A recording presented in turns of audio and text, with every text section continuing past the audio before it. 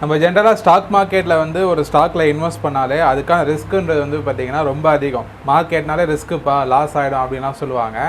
அதாவது stock market வந்து ஏறும் போதோ இறங்கும் போதோ எல்லா ஸ்டாக்கும் ஒரே மாதிரி ஏறது கிடையாது, இறங்குறது கிடையாது. அதுக்குன்னு தனித்தனி ரிஸ்க் இருக்குது. எக்ஸாம்பிளுக்கு இப்போ நீங்கள் வந்து பேண்டமிக் சுச்சுவேஷனில் பார்த்தீங்கன்னா மார்க்கெட் வந்து பெரிய லெவலில் கிராஷ் ஆச்சு. அப்போ இன்வெஸ்ட் பண்ணவங்க எல்லாருக்குமே பெரிய லாஸ் வந்து வந்திருக்கும் ஸ்டாக் மார்க்கெட்டில். அதுக்கப்புறம் வந்து பார்த்திங்கன்னா 2020 அந்த உக்ரைன் வார் டென்ஷனில் வந்து பார்த்திங்கன்னா ஐடி செக்டார்லாம் வந்து பெரிய லெவலில் வந்து கிராஷ் ஆச்சு. இந்தியன் ஐடி, யூஎஸ் ஐடி எல்லாமே டெக்னாலஜி ஓரியன்டான ஸ்டாக் எல்லாமே பயங்கரமாக கிராஷ் ஆச்சு.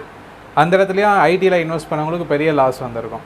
ஸோ இந்த மாதிரி வந்து ரிஸ்க்கை வந்து நம்ம எப்படி அவாய்ட் பண்ணுறது? ஸோ சில ஸ்டாக்ஸோ சில செக்டார் மட்டும் வந்து பார்த்திங்கன்னா மார்க்கெட் ரிஸ்க்லேருந்து டிஃபென்சிவாக வந்து ப்ளே பண்ணும். அந்த மாதிரி ஸ்டாக்ஸை பிக் பண்ணி நம்ம இன்வெஸ்ட் பண்ணுறது தான் டிஃபென்சிவ் அப்படின்றது சொல்லுவாங்க. டிஃபென்சிவ் போர்ட்ஃபோலியோன்னு சொல்லுவாங்க. ஸோ அந்த மாதிரி டிஃபென்சிவ் போர்ட்ஃபோலியோவில் இன்வெஸ்ட் பண்ணால் நம்மளுக்கு என்னென்ன பெனிஃபிட், அது எப்படி கண்டுபிடிக்கிறது அப்படின்றது தான் இந்த வீடியோவில் ப்ரீஃபாக வந்து பார்க்க போகிறோம். Hello everyone, this is Balaji. வாங்க வீடியோக்குள்ளே போகலாம். ஃபர்ஸ்ட் வந்து இந்த டிஃபென்சிவ் செக்டாரில் என்னென்ன வரும்னு தெரிஞ்சுக்கிங்க. அதாவது நம்ம அன்றாட வாழ்க்கையில் யூஸ் பண்ணக்கூடிய பொருட்கள் யாவும் வந்து டிஃபென்சிவ் தான். இப்போ நம்ம வாழ்வாதாரத்துக்கு உட்பட்டு சில விஷயம்லாம் day to day life lead பண்ணுறதுக்கு சில பொருள்லாம் அத்தியாவசியமாக தேவைப்படும். அந்த ப்ராடக்ட் எல்லாமே வந்து உங்களுக்கு டிஃபென்சிவ்க்கு தான் வரும். ஏன் டிஃபென்சிவ்னு சொல்கிறேன்னா ஃபண்டமெண்டலாக ஒரு ரீசன் சொல்கிறேன். இப்போ பேண்டமிக் சிச்சுவேஷன் வந்தது, எல்லா செக்டாரும் எல்லாமே யாரும் வேலைக்கு போகிற, லாக்டவுன் கம்ப்ளீட்டாக அந்த குவார்ட்டரில் வந்து பார்த்திங்கன்னா சேல்ஸ் வந்து 0 ரிப்போர்ட் பண்ணியிருந்தாங்க. ஆனால் இந்த டிஃபென்ஸ் எஃப்எம்சிஜி செக்டாரை வந்து பார்த்திங்கன்னா யாரும் வீட்டில் உட்காந்துட்டு லாக்டவுனில் இருந்தாலும் சாப்பிடாம இல்லை, ஃபுட்டை கன்சியூம் பண்ணாமல் இல்லை. ஈவன் ஒரு ஆச்சரியமான ஒரு விஷயம்னா அந்த குவார்ட்டரில் தான் அதிகமான அந்த சேல்ஸ் வந்து ரிப்போர்ட் பண்ணியிருக்காங்க. நம்ம என்னதான் வார் வந்தாலும் மனுஷன் வாழ்வதற்கு அந்த உணவு, உடை, இருப்பிடம் அப்படின்றது ரொம்ப அடிப்படையான விஷயம். அந்த உணவுன்றது வந்து ரொம்ப ரொம்ப ரொம்ப அடிப்படை. ஸோ அது ரிலேட்டடாக இருக்க இண்டஸ்ட்ரிலாம் வந்து பார்த்திங்கன்னா எப்போவுமே அழியறதுக்கு வாய்ப்பே கிடையாது. அதனால் அந்த ஸ்டாக்ஸு இருக்குது பார்த்திங்களா மார்க்கெட்டில், அதுவும் வந்து keep on moving higher. Population இருக்க மேலே போயிட்டே தான் இருக்க. இப்போ வந்து இதோட அட்வான்டேஜெலாம் ஒன்று ஒன்றா சொல்கிறேன் கேளுங்க. அதாவது ஏன் வந்து நம்ம டிஃபென்சிவ் ஸ்டாக்ஸில் இன்வெஸ்ட் பண்ணணும், ஏன் இந்த ஸ்டாக்ஸை சூஸ் பண்ணணும் அப்படின்னு வந்து பார்த்திங்கன்னா ஒரு 4 முக்கியமான பாயிண்ட்ஸ் இருக்குது. ஃபஸ்ட்டு திங் வந்து பார்த்திங்கன்னா லோ வால்டாலிட்டி. அதாவது ஏன் லோ வால்டாலிட்டினா, மோஸ்ட்லி இந்த ஸ்டாக்ஸ்லாம் வந்து பார்த்திங்கன்னா மார்க்கெட் வால்டாலிட்டிலேருந்து பெருசாக அஃபெக்ட் ஆகாது, ரொம்ப லெஸ் இம்பேக்ட் தான் கொடுக்கும். ஸோ பர்சன்டேஜ் கவர் ஆகுதே ரொம்ப பொறுமையாக தான் கவர் ஆகும். உங்களுக்கு அன்வான்ட் வால்டாலிட்டி வந்து இந்த ஸ்டாக்ஸில் வந்து க்ரியேட் பண்ணவே மாட்டாங்க. நியூஸ் வந்து பார்த்திங்கன்னா அதை அந்தளவுக்கு ப்ளே பண்ணவே முடியாது. ஸோ அது இல்லாமல் இந்த எஃப்எம்சிஜி மோஸ்ட்லி வந்து லார்ஜ் கேப்ஸில் நிறையா இருக்கும். அதனால் வந்து உங்களுக்கு அந்த வால்டாலிட்டி ஃபேக்டர்ன்றது ரொம்ப கம்மி. அதுக்கப்புறம் வந்து பார்த்திங்கன்னா கிராஜுவல் ரிட்டர்ன்ஸ். நம்ம ஃபிக்ஸட் டெபாசிட் போட்டால் வருஷத்துக்கு வந்து 7% இன்ட்ரெஸ்ட் வந்து கொடுக்குறாங்க. நம்ம 10 இயர்ஸில் இவ்வளோ வரும். பாண்டு வந்து சூஸ் பண்ணுவாங்க. அதே மாதிரி ஈக்விட்டியில் வந்தீங்கன்னா நீங்கள் வந்து ஒரு கிராஜுவல் ரிட்டர்ன்ஸ், நான் எங்களோட ஃபண்டமெண்டல் மாடல் சொல்லியிருப்பேன். நான் பாப்புலேஷன் அதிகமாக அந்த ஃபண்டமெண்டலாக அவங்களோட ரிட்டர்ன்ஸும் அதிகமாகிட்டே தான் இருக்கும்.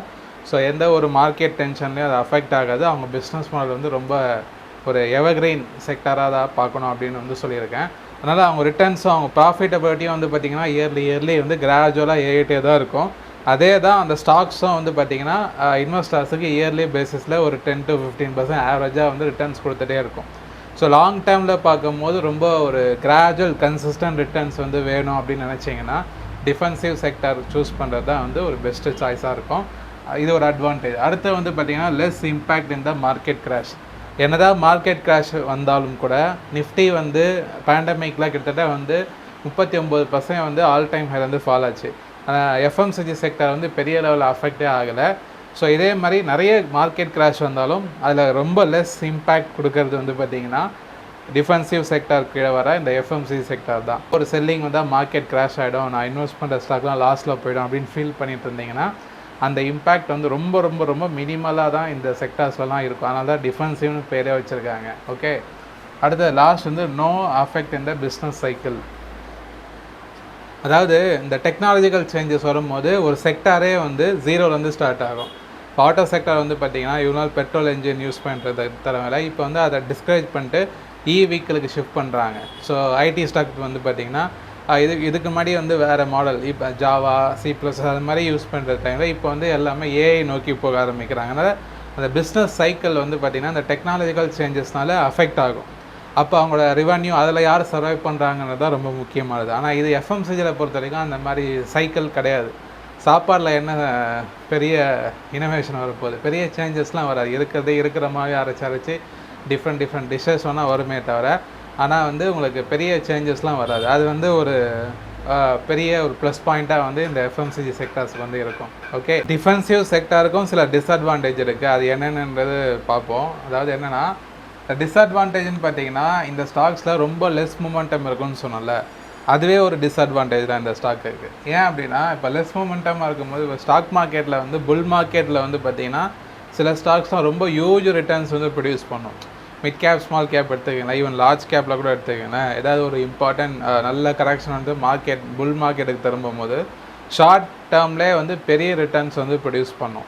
ஸோ அந்த மாதிரி ஒரு பெரிய ஒரு ரிட்டர்ன்ஸ் வந்து இந்த மாதிரி ஸ்டாக்ஸில் வந்து நம்ம என்ஜாய் பண்ண முடியாது. ஏன்னா அதோட மொமெண்டம் ரொம்ப ஸ்லோனால ஈவன் அது கரெக்ஷனில் எப்படி வந்து டிஃபென்சிவாக ஆக்ட் ஆகுதோ அதே மாதிரி புல் மார்க்கெட் வால்டாட்டிலும் பெரிய ரிட்டர்ன்ஸை வந்து இதால் வந்து டக்குன்னு கொண்டு வர முடியாது. ஏன்னா இதோட நேச்சரே வந்து இப்படி தான். அது வந்து ஒரு இதுக்கு டிஸ்அட்வான்டேஜ்.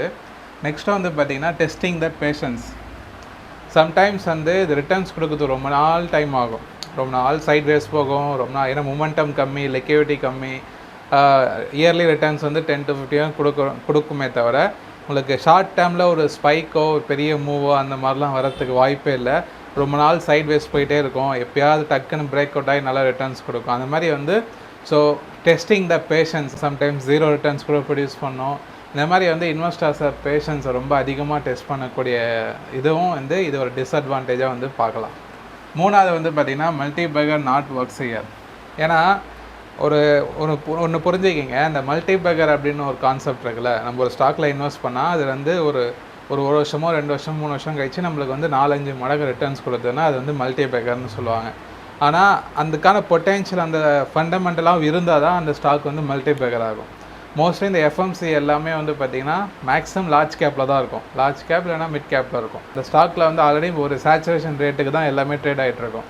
அது வந்து அடுத்த லெவலுக்கு போகிறதுக்கான வாய்ப்பு வந்து ரொம்ப ரொம்ப ரொம்ப ரொம்ப குறைவு. உங்களோட போர்ட்ஃபோலியோவில் இதுக்கான பர்சன்டேஜ் வந்து இருக்கணுமே தவிர நான் எல்லாமே இதில் தான் போட்டிங்கன்னா ஸ்டாக் மார்க்கெட்டில் இருக்க ஒரு பெரிய பெரிய ரிட்டர்ன்ஸ் எல்லாம் நம்மளால் வந்து என்ஜாய் பண்ண முடியாது. ரிஸ்க் எடுத்தால் மட்டும்தான் ரிட்டர்ன்ஸும் கிடைக்கும். அதுக்குன்னு வந்து எல்லாமே நான் ரிஸ்க் எடுக்கலாம், ரஸ்ஸு சாப்பிட்ற மாதிரி நினச்சிக்கிட்டு நீங்கள் வந்து பெரிய ரிஸ்க் எடுக்கிறதும் தப்பு, ரிஸ்க்கே எடுக்காமல் வந்து நான் டிஃபென்சிவாக தான் இருப்பேன் அப்படின்னு சொல்கிறதும் தப்பு.